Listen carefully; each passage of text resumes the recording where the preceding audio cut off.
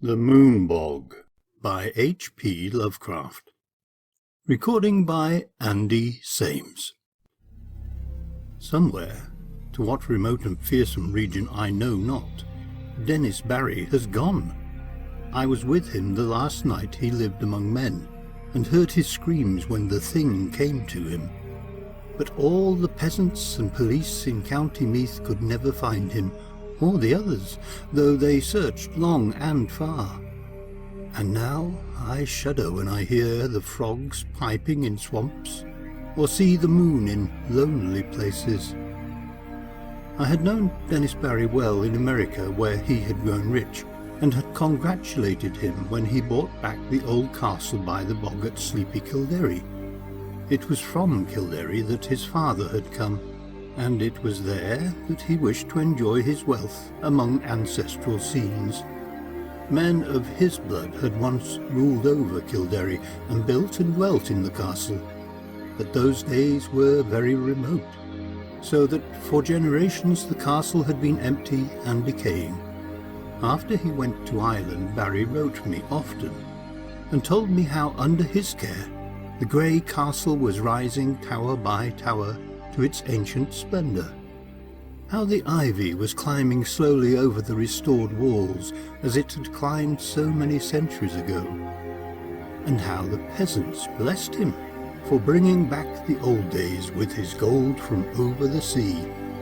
But in time there came troubles, and the peasants ceased to bless him, and fled away instead as from a doom. And then he sent a letter and asked me to visit him, for he was lonely in the castle with no one to speak to save the new servants and labourers he had brought from the north. The bog was the cause of all these troubles, as Barry told me the night I came to the castle. I had reached Kildare in the summer sunset, as the gold of the sky lighted the green of the hills and groves and the blue bog, where on a far islet a strange olden ruin glistened spectrally. That sunset was very beautiful, but the peasants at Ballylough had warned me against it, and said that Kildare had become accursed, so that I almost shuddered to see the high turrets of the castle gilded with fire. Barry's motor had met me at the Ballylough station, for Kildare is off the railway. The villagers had shunned the car and the driver from the north, but had whispered to me with pale faces when they saw I was going to Kildare. And that night, after our reunion, Barry told me why. The peasants had gone from Kildare because Dennis Barry was to drain the great bog. For all his love of Ireland, America had not left him untouched, and he hated the beautiful wasted space where peat might be cut and land opened up. The legends and superstitions of Kildare did not move him, and he laughed when peasants first refused to help and then cursed him, and went away to Ballylough with their few belongings as they saw his determination. In their place he sent for labourers from the north, and when the servants left he replaced them likewise. But it was lonely among strangers, so Barry had asked me to come. When I heard the fears which had driven the people from Kildare, I laughed as loudly as my friend had laughed, for these fears were of the vaguest, wildest, and most absurd character. They had to do with some preposterous legend of the bog, and of a grim guardian spirit that dwelt in the strange olden ruin on the far islet I had seen in the sunset.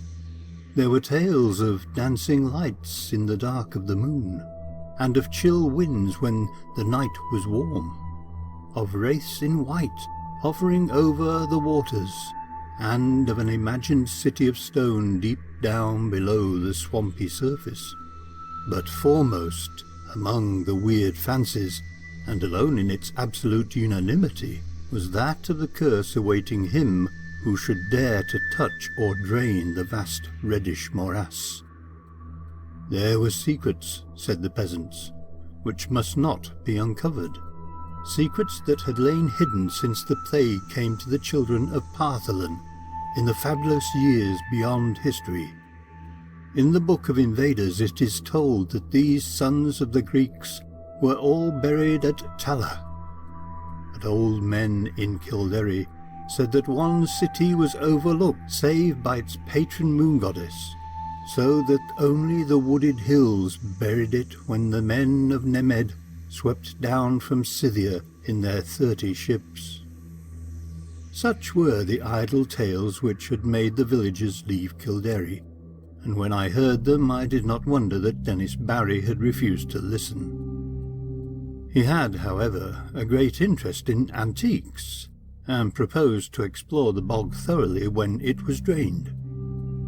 The white ruins on the islet he had often visited, but though their age was plainly great, and their contour very little like that of most ruins in Ireland, they were too dilapidated to tell the days of their glory. Now the work of drainage was ready to begin, and the labourers from the north were soon to strip the forbidden bog of its green moss and red heather, and kill the tiny shell-paved streamlets and quiet blue pools fringed with rushes. After Barry had told me these things, I was very drowsy, for the travels of the day had been wearying, and my host had talked late into the night. A manservant showed me to my room, which was in a remote tower overlooking the village and the plain at the edge of the bog and the bog itself, so that I could see from my windows in the moonlight the silent roofs from which the peasants had fled, and which now sheltered the labourers from the north, and, too, the parish church with its antique spire, and far out across the brooding bog the remote olden ruin on the islet, gleaming white and spectral. Just as I dropped to sleep, I fancied I heard faint sounds from the distance, sounds that were wild and half musical, and stirred in me a weird excitement which coloured my dreams. But when I awaked next morning, I felt it had all been a dream, for the visions I had seen were more wonderful than any sound of wild pipes in the night. Influenced by the legends that Barry had related, my mind had in slumber hovered around a stately city in a green valley, where marble streets and statues, villas and temples, carvings and inscriptions all spoke in certain tones of the glory that was Greece. When I told this dream to Barry, we both laughed, but I laughed the louder because he was perplexed about his labourers from the north. For the 6th time they had overslept, waking very slowly and dazedly, and acting as if they had not rested, although they were known to have gone early to bed the night before. That morning and afternoon I wandered alone through the sun-gilded village, and talked now and then with idle labourers, for Barry was busy with the final plans of beginning his work of drainage. The labourers were not as happy as they might have been, for most of them seemed uneasy over some dream which they had had, yet which they tried in vain to remember. I told them of my dream, but they were not interested till I spoke of the weird sounds I thought I had heard. Then they looked oddly at me, and said that they seemed to remember weird sounds too. In the evening, Barry dined with me and announced that he would begin the drainage in 2 days. For although I disliked to see the moss and the heather and the little streams and lakes depart, I had a growing wish to discern the ancient secrets the deep matted peat might hide. And that night my dreams of piping flutes and marble peristyles came to a sudden and disquieting end, for upon the city in the valley I saw a pestilence descend, and then a frightful avalanche of wooded slopes that covered the dead bodies in the streets, and left unburied only the temple of Artemis on the high peak, where the aged moon priestess Clais lay cold and silent, with a crown of ivory on her silver head. I have said that I waked suddenly and in alarm. For some time I could not tell whether I was waking or sleeping. for the sound of flutes still rang shrilly in my ears. But when I saw on the floor the icy moonbeams and the outlines of latticed Gothic window, I decided I must be awake and in the castle at Kildare. Then I heard a clock from some remote landing below strike the hour of 2, and I knew I was awake. Yet still there came that monotonous piping from afar, wild, weird airs that made me think of some dance of fauns on distant Minorless. It would not let me sleep, and in impatience I sprang up and paced the floor. Only by chance did I go to the north window and look out upon the silent village and the plain at the edge of the bog. I had no wish to gaze abroad, for I wanted to sleep, but the flutes tormented me, and I had to do or see something. How could I have suspected the thing I was to behold? There in the moonlight that flooded the spacious plain was a spectacle which no mortal, having seen it, could ever forget. To the sound of reedy pipes that echoed over the bog there glided silently and eerily a mixed throng of swaying figures, reeling through such a revel as the Sicilians may have danced to Demeter in the old days under the harvest moon beside the Cyane. The wide plain, the golden moonlight, the shadowy moving forms, and above all the shrill monotonous piping produced an effect which almost paralyzed me. Yet I noted amidst my fear that half of these tireless mechanical dancers were the labourers whom I had thought asleep, whilst the other half were strange airy beings in white, half indeterminate in nature, but suggesting pale wistful naiads from the haunted fountains of the bog. I do not know how long I gazed at this sight from the lonely turret window before I dropped suddenly in a dreamless swoon, out of which the high sun of morning aroused me. My first impulse on awaking was to communicate all my fears and observations to Dennis Barry, but as I saw the sunlight glowing through the latticed east window, I became sure that there was no reality in what I thought I had seen. I am given to strange phantasms, yet am never weak enough to believe in them, so on this occasion contented myself with questioning the labourers, who slept very late and recalled nothing of the previous night save misty dreams of shrill sounds. This matter of the spectral piping harassed me greatly, and I wondered if the crickets of autumn had come before their time to vex the night and haunt the visions of men. Later in the day I watched Barry in the library poring over his plans for the great work which was to begin on the morrow, and for the first time felt a touch of the same kind of fear that had driven the peasants away. For some unknown reason, I dreaded the thought of disturbing the ancient bog and its sunless secrets, and pictured terrible sights lying black under the unmeasured depth of age-old peat. That these secrets should be brought to light seemed injudicious, and I began to wish for an excuse to leave the castle and the village. I went so far as to talk casually to Barry on the subject, but did not dare to continue after he gave his resounding laugh. So I was silent when the sun set fulgently over the far hills, and Kildare blazed all red and gold in a flame that seemed a portent. Whether the events of that night were of reality or illusion, I shall never ascertain. Certainly they transcended anything we dream of in nature and the universe. Yet in no normal fashion can I explain those disappearances which were known to all men after it was over. I retired early and full of dread, and for a long time could not sleep in the uncanny silence of the tower. It was very dark, for although the sky was clear, the moon was now well in the wane, and would not rise till the small hours. I thought as I lay there of Dennis Barry, and what would befall the bog when the day came, and found myself almost frantic with an impulse to rush out into the night, take Barry's car, and drive madly to Ballylough, out of the menaced lands. But before my fears could crystallize into action, I had fallen asleep, and gazed in dreams upon the city in the valley, cold and dead, under a shroud of hideous shadow.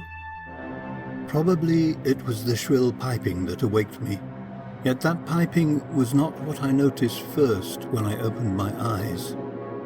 I was lying with my back to the east window overlooking the bog, where the waning moon would rise, and therefore expected to see light cast on the opposite wall before me.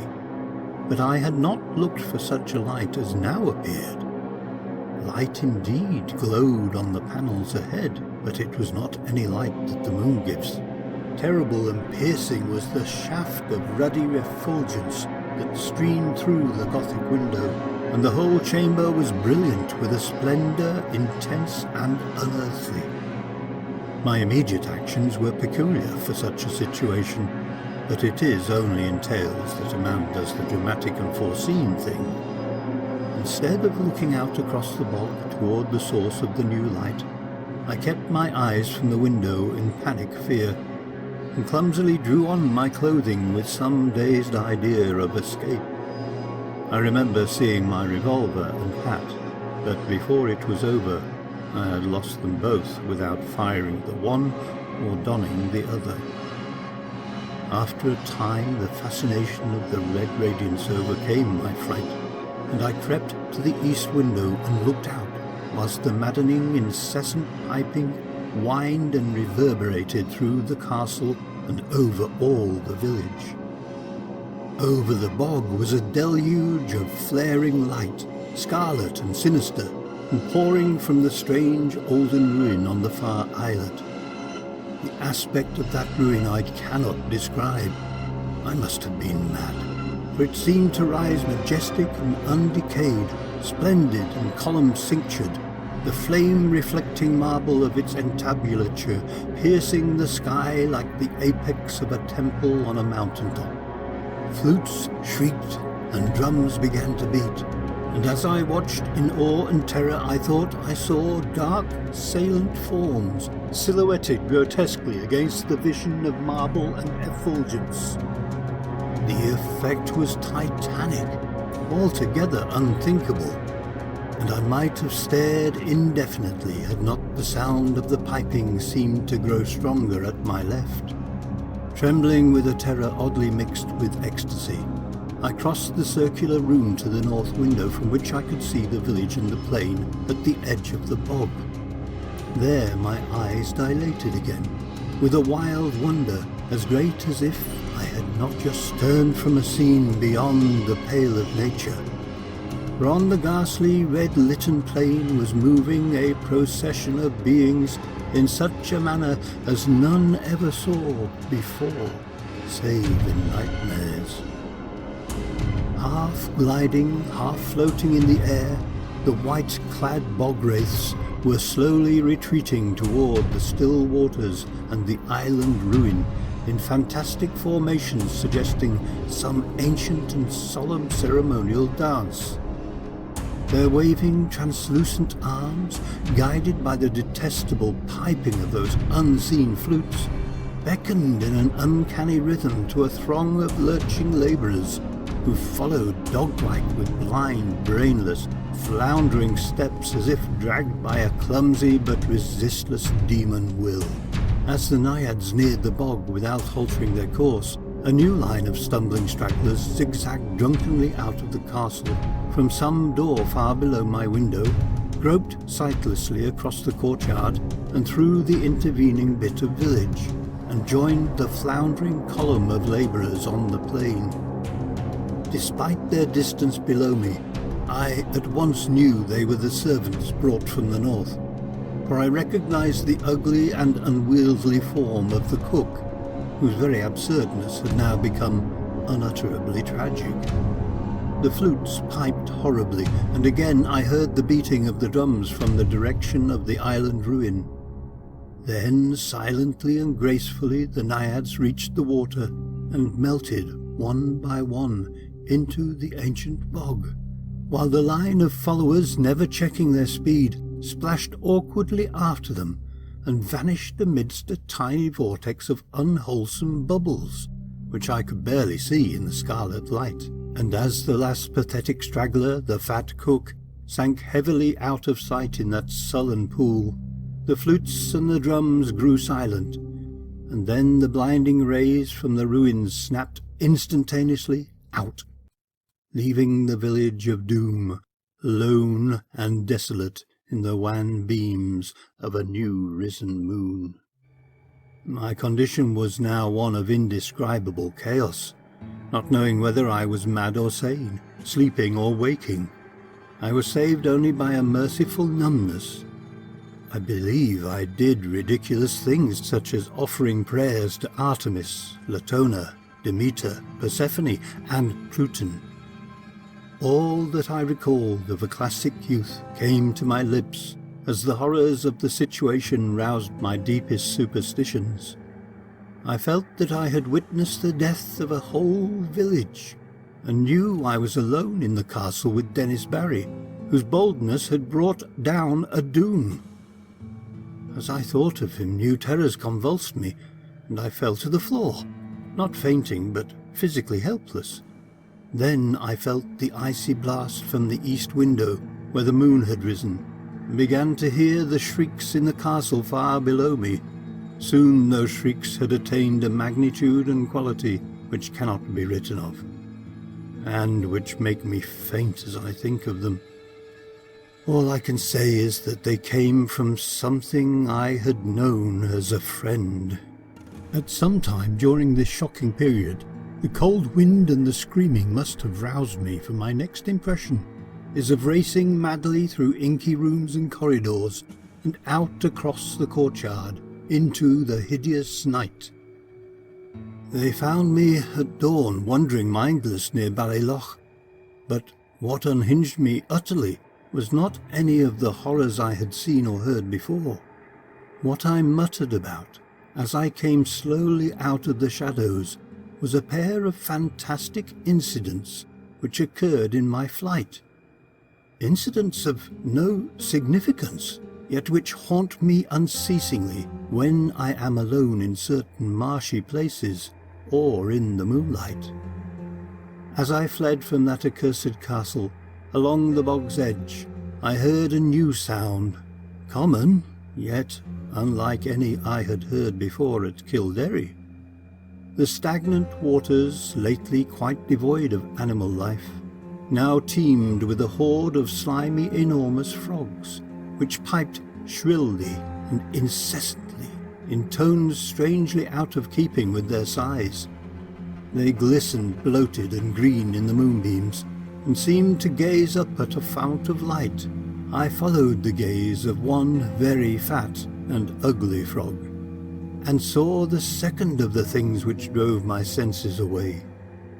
Stretching directly from the strange olden ruin on the far islet to the waning moon, my eyes seemed to trace a beam of faint quivering radiance, having no reflection in the waters of the bog.